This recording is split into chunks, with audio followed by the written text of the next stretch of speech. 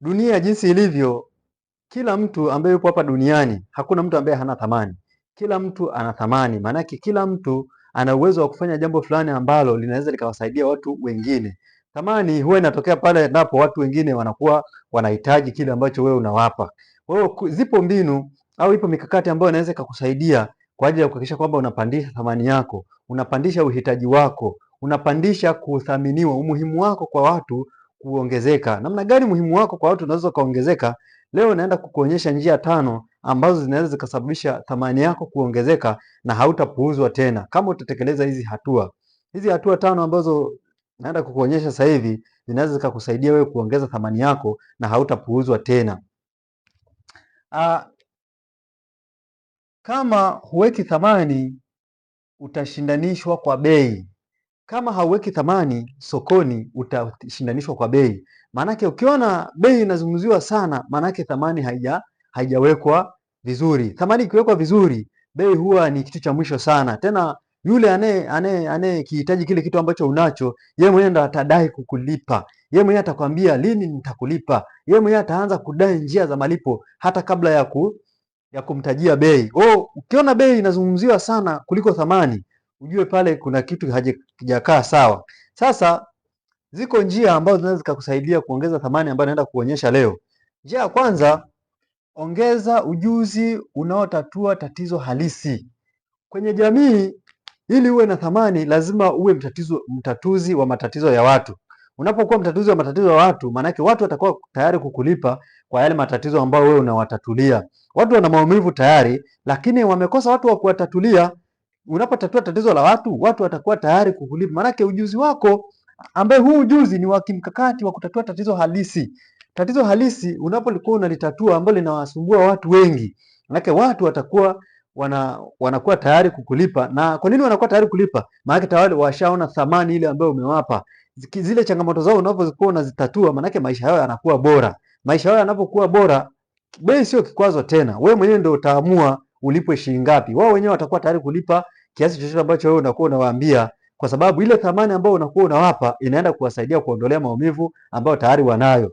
Maumivu gani ambayo unaweza kuwaondolea watu ambayo yapo sasa hivi na watu watakuwa tayari kukulipa? Yale maumivu ukiyajua na ukaja na solution ambayo inaweza ikatoa hayo maumivu. Kama watu wanatembea kwa mguu mbali mrefu, unaweza kaleta suluhisho la bodaboda.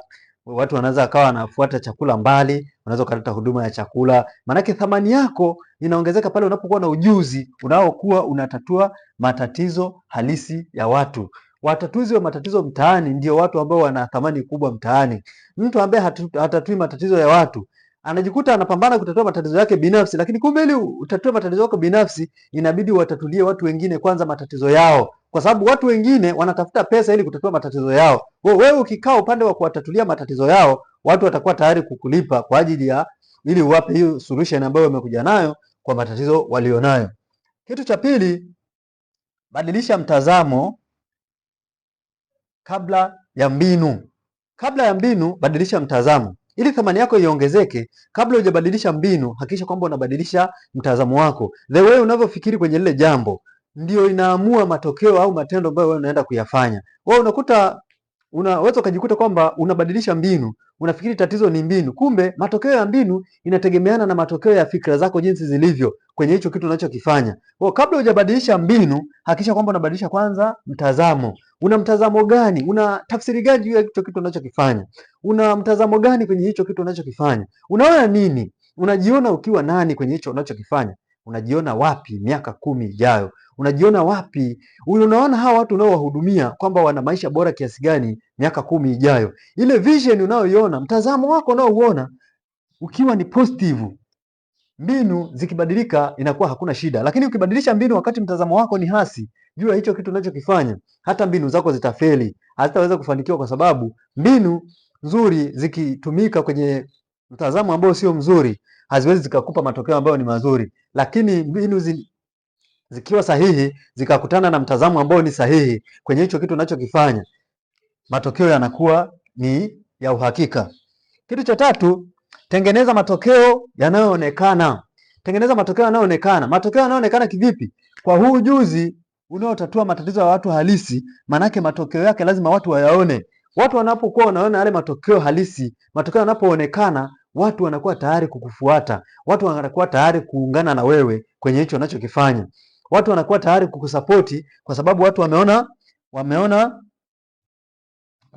matokeo. Matokeo yakionekana, watu watakufuata kwa hiari yao. Maanake nini? Kwenye ujuzi ambao huu unatatua matatizo ya watu walikuwa na matatizo, watu wengine wameona kwamba tatizo ambalo lilikuwa linawakabili limeshatatuliwa na matokeo yake yanaonekana. Kama matokeo yanaonekana, maanake inakuwa ni rahisi wewe thamani yako kuongezeka, kwa sababu wewe unakuwa ni mtu ambaye unawatatulia watu matatizo na matokeo yanaonekana. Yale matokeo ndio huwa yanahamasisha watu kukufuatilia au watu kukufuata au watu kutaka kukulipa zaidi ili uendelee kuwapa ile suluhisho ambayo wewe umekuja nalo kutokana na matatizo unaowatatulia. Wewe tengeneza matokeo yanayoonekana. Matokeo yanayoonekana maana yake ushahidi una nguvu kuliko hata maneno.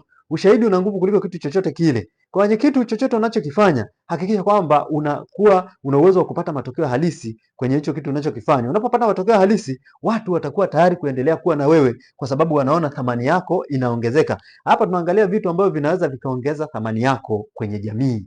Vitu gani ambavyo vinaweza vikaongeza thamani yako kwenye jamii?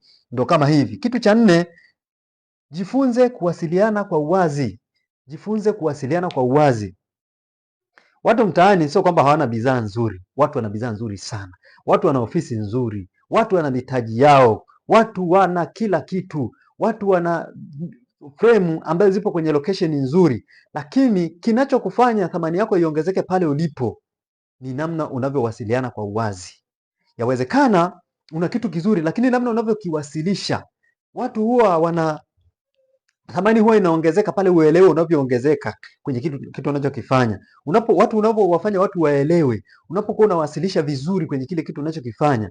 Kuwasilisha maanake ni kuwasiliana kwa uwazi. Yaani maanake unaongelea matokeo ya kile kitu ambacho mtu baada ya kutumia hicho unachompa anaenda kupata nini?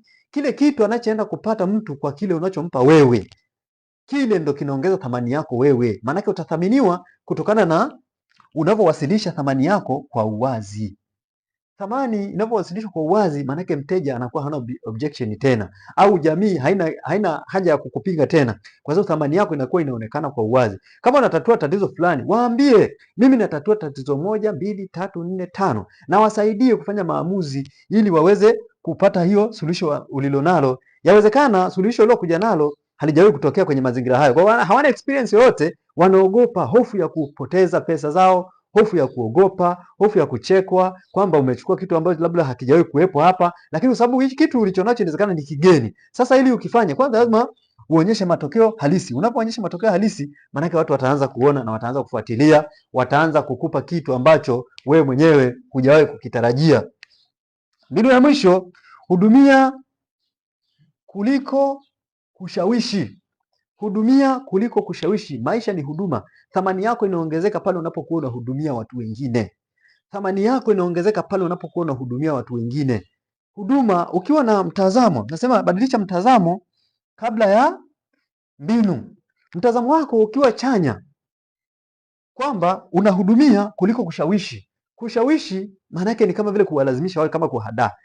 Kushawishi ni kutaka tu mtu achukue maamuzi pasipo kuelewa sana kwa undani. Lakini unapokuwa unatoa huduma katika kila kitu chochote unachokifanya, ile ni huduma unayoifanya.